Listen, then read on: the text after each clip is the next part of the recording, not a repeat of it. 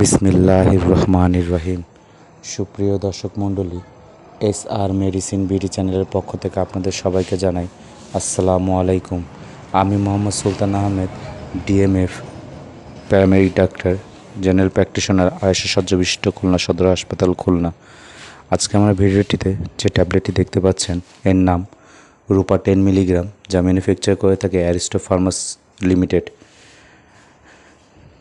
যারা ভিডিওটি শুরু করার পূর্বে যারা আমার চ্যানেলটিকে এখনও সাবস্ক্রাইব করেনি, দয়া করে আমার চ্যানেলটিকে সাবস্ক্রাইব করে দেবেন এবং পাশে থাকা বেল আইকনটি ক্লিক করে দেবেন, যাতে করে আমার তৈরিকৃত সকল আপডেট আপনাদের কাছে সবার আগে পৌঁছে যেতে পারে। তাহলে শুরু করা যাক আজকের ভিডিওটি।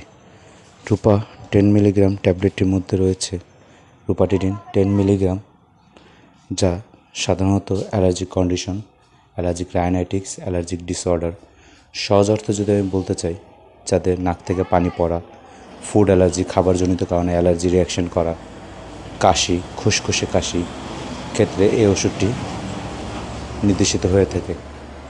এই ওষুধটি খাবার নিয়ম হচ্ছে প্রত্যেক দিন রাত্রে একটি করে খাবার পর সেবন করা যেতে পারে। এই ওষুধটি অ্যালার্জির জন্য খুব ভালো, কার্যকর এবং ভালো কার্যকারিতা প্রদর্শন করে থাকে। তবে একজন রেজিস্ট্রিকৃত চিকিৎসকের পরামর্শ অনুযায়ী সেবন করাটাই উত্তম। আমি এই কথাটি বারবার বলে থাকি, কারণ একজন রেজিস্ট্রিকৃত চিকিৎসক নানান রকমের কন্ডিশন, নানান রকমের রোগের অবস্থা বুঝে এই ওষুধটি প্রেসক্রাইব করে থাকে এবং ডোজটি নির্ধারণ করে থাকে।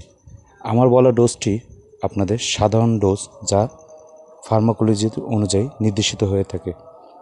তাহলে ভিডিওটি ভালো লাগলে ভিডিওটিতে একটি লাইক করে দেবেন। আপনাদের জানা কোনো প্রশ্ন, অজানা কোনো প্রশ্ন থাকলে আমার নিচে কমেন্ট বক্সে জানাতে পারেন। ততদিন পর্যন্ত সুস্থ থাকবেন, ভালো থাকবেন। আসসালামু আলাইকুম।